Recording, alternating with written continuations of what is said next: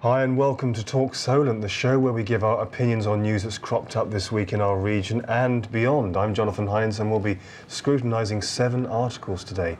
Joining us on the sofa, giving us their thoughts and their expertise are Adam Jackson-Gain, Sarah Ali Chowdhury and Mike Stratton. Now, to start off today, should more pharmacists be able to prescribe and regulate patients' medications? Would you be happy for your pharmacist to do this? Well, in Hampshire, there are only 30 such pharmacists with such a remit. It is being proposed that having more of these types of pharmacists could save GP time, avoidable A&E admissions and NHS money, of course. So let's ask our panel how they would feel about their pharmacist having more power to tweak prescriptions and even prescribe. Welcome, great to have you all again. Welcome, Adam. Thank Sarah. you, lovely to be here. And of course, Mike Stratton. Of course, a Talk regular. How would you feel? I mean, I totally think we need this. Yeah. I would feel really happy. I mean, I don't know about you, but I think we've all noticed longer waiting times at the GPs. Like you phone up and you're really ill and they go, I can see you 3 weeks on Tuesday. It's like, well, you know what? I'd be better by my own accord by then. It's true though, isn't it? And then there are other times where you think, oh, you know, I've got a bit of earache or something, and they look in your ear, it takes 2 seconds, and then they prescribe you something. I would feel really comfortable with certain things my pharmacist being able to prescribe. How would you feel about the pharmacist dealing with your medications, Mike? Well, I agree with Adam. I mean, I'm fortunate. My doctor, you can get appointments in some surgeries quite quickly, but others, yeah. Like Adam was saying, you're better before you see the GP. If you're not better, you're progressively worse to the point where you probably won't need to see a doctor anymore. You know, because you haven't got much longer to go, really. Yeah, it's a good idea. It's a good idea. Sarah Ali Chowdhury, are you comfortable with this? I am actually.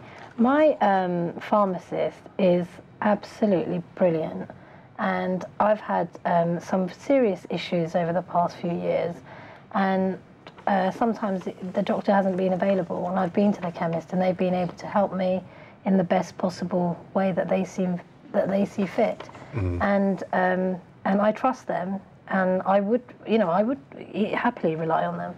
And they're very well trained as well. They're not, like, to be a pharmacist, you have to go through a lot of training, a lot of qualifications, and they do know a lot. They're very knowledgeable people. Yeah. They have to know about the things that they're prescribing out to people, so they've got the knowledge there to support it. And I think the other thing is as well, when you go to the doctor, 9 times out of 10, like Adam was saying, you go with an earache or you've got a bit of an ache somewhere. They go there, so take these paracetamol and ibuprofen. Well, I can buy them over the counter. I'm not going to pay 16 quid for 2 prescriptions that I can pay £1 for over the counter.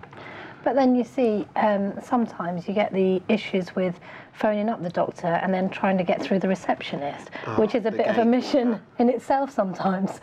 And, to be fair, the pharmacist is more qualified than that. You'd be better off telling them your symptoms rather than a receptionist who might make a decision that could be... Do you worry, though, that pharmacists may have to catch up a little bit on training if they're going to have this extra responsibility and extra remit? I think maybe a small bit of training just so they know a little bit more in their fields, but I think there are certain minor ailments. I don't think people should be going to the pharmacist and getting prescribed things that are serious, but we all know there's a lot of minor things that people have, they need a prescription for, that a pharmacist could just go, yeah, 2 minutes, do it.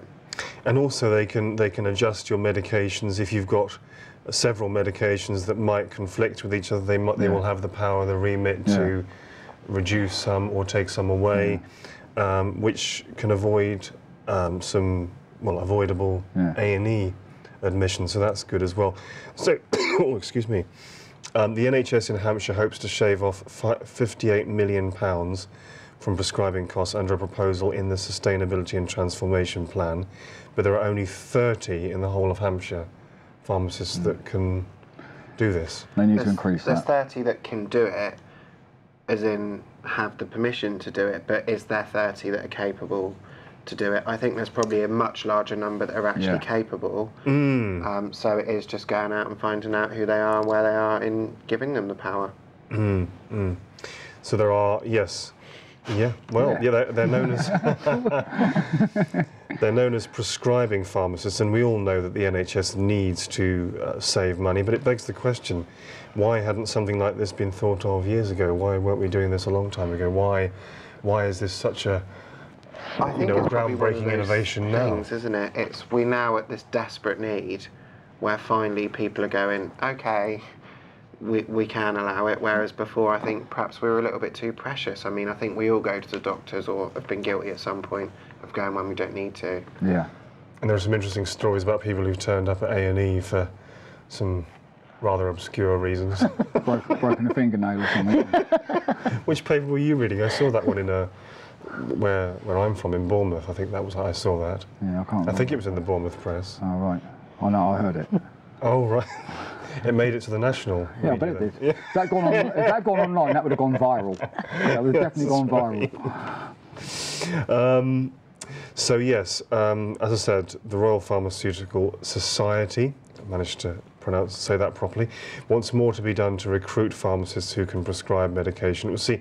So obviously there will be some extra training. We'll see how this goes. Right, so on to the upcoming county council elections now on May the 4th. A reminder that you need to be registered by Thursday, April the 13th to be eligible to vote. Turnout at many elections we know is often very low, but with a surprisingly high turnout for the EU referendum in June last year, has this sparked a positive trend where elections are concerned, and will more people actually start to vote now and turn out than before in such elections? So, do we think that the high turnout in the EU referendum has started some kind of trend, and that more people will turn out in the smaller elections now, or do you think it won't change it? I don't think it's made any difference to that at all. Really? I think that was just for the EU referendum. I'd love to say it made a difference, and I'd love more people to turn out. I think you've got no right to moan if you haven't put in your vote to be counted. No. But sadly, I think less and less people are voting, more and more people should be. Mm. Well, let's see if we can encourage them to on this show now. Vote. So, that EU referendum turnout, 72%, Mike. Yeah. Is that indicative of a new trend in turnout, or is it just, or was that just the EU referendum, as Sarah thinks? I don't know, to be honest. I've lost track of this EU referendum thing. I don't actually follow it anymore. I used to follow it a lot. I'm sure you're not. And I used to look at figures, and you know what I'm like with politics and this EU thing. I've said to you many a time about it, my views on it, and I just think that what will be will be, isn't it? What will be will be. People have got a right to vote. If they don't want it, they don't. Then they don't. But I've lost all interest of it now, to be honest. I really have. It's got to the point now. It's a shame, Mike, because you've made such some fantastic. I know, but you've come up with some really it makes good me, ideas. It makes me cross. It makes me cross, to be honest with you. Actually, this, because everybody is slagging each other off. Governments, it's scaremongering, and I've lost it with this completely now. The EU thing. But I think a lot of people are in danger of losing touch with politics and refusing, like yourself, not refusing, but saying they don't want to, they don't care anymore.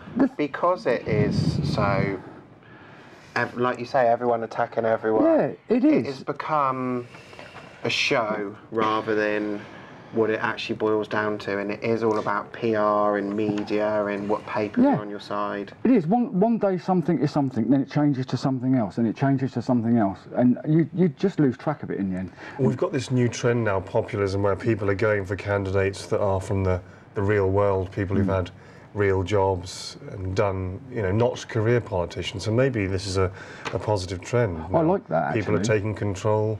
People are saying, no, we don't want the old candidates, the career politicians. We want people who are less obvious candidates. I like the real job definition. Are you trying to say politicians haven't got a real job? Because I agree with you. I disagree. I think certain politicians very much have a real job. However, I do get where you're coming from. I think it needs to meet in the middle, because I don't think if you've got no experience in politics and you don't know how it all works, you're never going to achieve things. No. But if you've got no experience in the real world, how can you represent real people? It needs to be a bit of both. There's no balance, is there? Yeah, I think what a lot of people don't like is people who've never known anything else except politics, so they've gone into politics straight, you know, from a very young age, and that's all they know. Yeah, and I've noticed the way politics, when they speak, and they're trained to speak the way they do. They hit you with the starter, then they hit you with the bit in the middle, and then they hit you with the fact, and it's always a three-part delivery every time.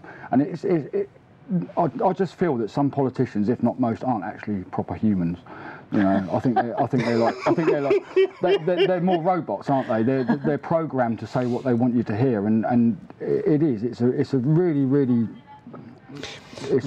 bad thing, politics. Well, Thursday, April the 13th is the deadline to vote in the upcoming Hampshire County Council elections, which are May the 4th. So make sure you register. Maybe the turnout will be a bit higher. May the 4th be with you, as they say.